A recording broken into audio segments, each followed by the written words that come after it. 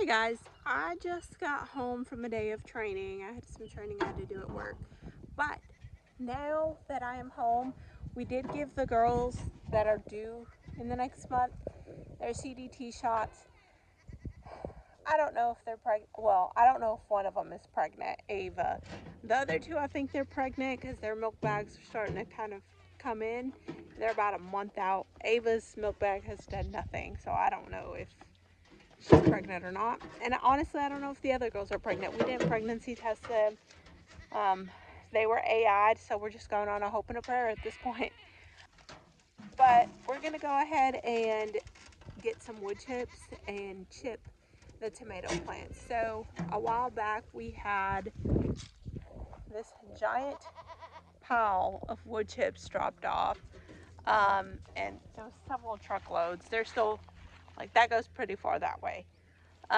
So we are going to get some of this. We've already put some on my trees and a couple of my other garden beds, but my tomato garden bed and my other garden bed that has my potatoes and green beans has not gotten wood chips on it. So I'm going to do that today. Get that on there. It's pretty hot. I don't know how warm it is, but it feels hot. Ava, if you know goats, you know. Ava, that's not food. Let go. No, let go. Thank you. We're going to throw this over the fence so she can't get it anymore because it's not food. Anyways, let's get to work. These goats are nosy. They're probably going to jump all over the place and do their naughtiness while we're here. But time to get to work. I guess the goats got tired and bored of me. They're all headed back to the barn. They're like, it's too hot for this. It's too hot for this lady. We're coming back. So all the goats are headed back to the barn now.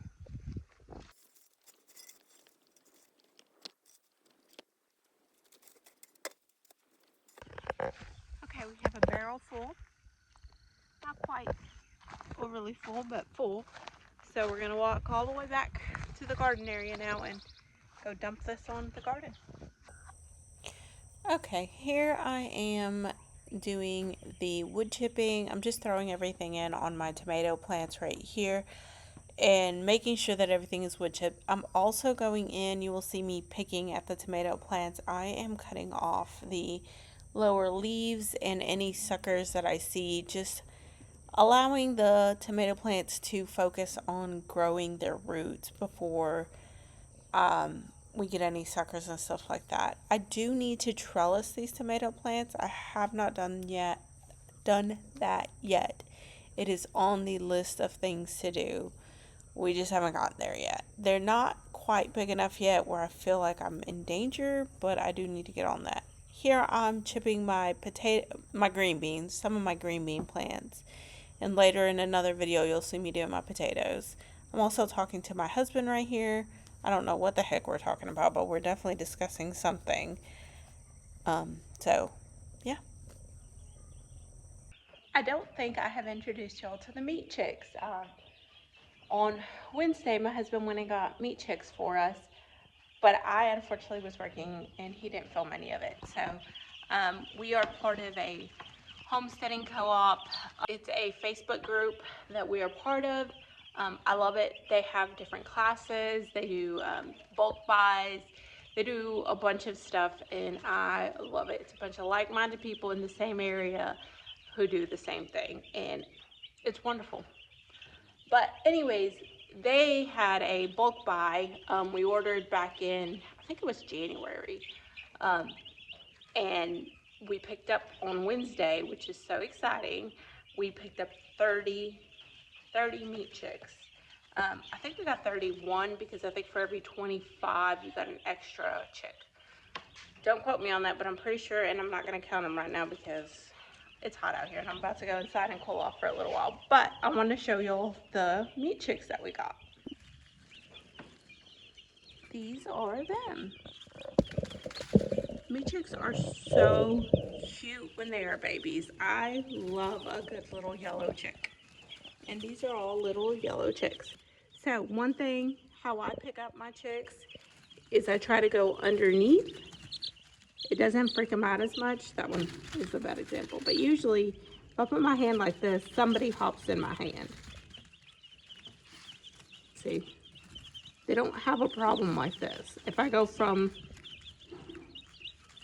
see, they're very curious. Now if I go from up top like this, they all run away. For the most part.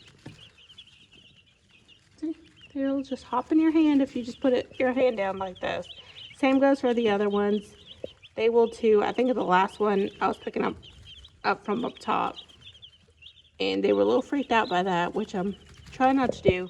It's habitual to do it like that, but in reality, it's better if you do it like this. Well, so I put my water on a little block. My husband was like, why is it on a block? They can't reach it. I'm like, yes, they can. They jump up on the block. They're tall enough to reach it, and it keeps them from getting a bunch of pine shavings or water all over their pine shavings. So that's kind of what we do for our chicks. But here they are, all 30 of our meat chicks are right here, which will be great to feed us. I think last time we bought meat chicks, we did 60. I think it was 60. It might have been 50. I can't remember. But we didn't part them out like we should have. We just did a whole chicken in a bag, and I really hated that because if I wanted chicken, I would have to roast a whole chicken or part it out, and most of the time I just didn't feel like doing that. I didn't feel like defrosting a whole chicken or parting out a whole chicken. It was just kind of a pain in the butt. This time I think we agreed on we're gonna do some whole, and most of them are gonna be parted out. Hi. Yeah, they're so cute at this stage. And I know for some people it might be weird. Here I am talking about parting these babies out when they're just like itty bitty little things. But it's what we do to help feed our family so that we know exactly what's going into our chicks. We know exactly what's in our meat, and I don't have to worry about it. My other chicks, if you could tell, right down there, are trying to escape. They can't, but they're trying their mightiest. They are in here now, which is great for them. It gives them a lot of room. They're safe away from any predators or anything, and they have a good amount of room now. Hi. They are no longer really requiring a heat source during the day. The days have been in like the 80s, so they have not required any form of a heat source. They're about 2 weeks old, a little over 2 weeks old. So like the barn right now, I'm pretty sure it's like 89 degrees in there. So I don't require any heat source right now. At night, they're still requiring a heat source. So at night, I am putting a heat source on them. But during the day, they don't need it. They're fine. Hold on, I gotta connect this back. Okay, we have electric netting. It's not actually connected to a heat source right now or to electricity right now, but our goats are trained to this netting, and I'm gonna let them come out here and kind of do some grazing. I'm gonna go in and take a little break from the heat, drink some water, make sure you stay hydrated now that it's getting hot. Take a little break, get a little bit of water, and then I'll come out here in about 15 minutes, let the goats out, and let them come out and just mow the lawn for us so we don't have to do it. That's the wonderful thing about goats is I don't want to mow the lawn. My husband doesn't want to mow the lawn. So we're just going to let the goats do it for us. Okay, I went inside for a little bit, drank some water, had a quick recharge. Now, I'm not really going to do anything right now. I'm just going to let the goats out so that they can come and graze over here.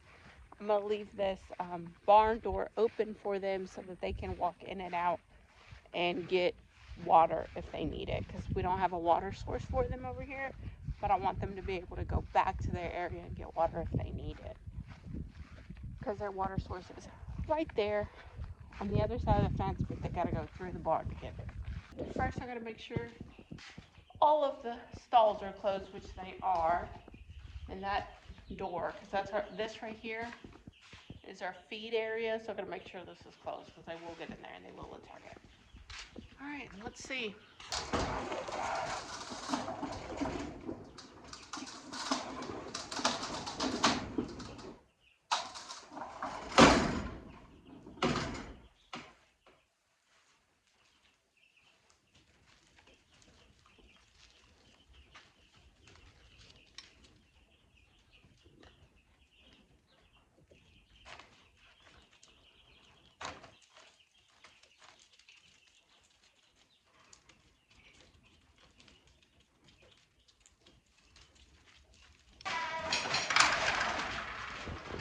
All right, they're gonna wreak havoc in here for a minute, see if they can find anything they can eat, which they can't, and then I'm sure they'll come out here and eat grass out here.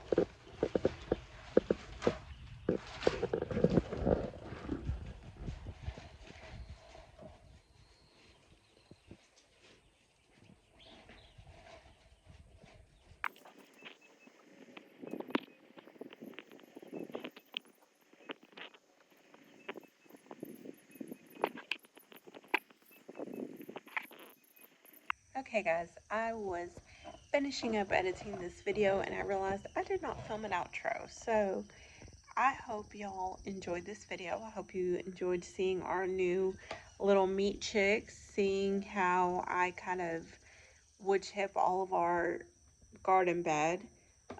I finished up the other garden bed today, which you'll see in another video.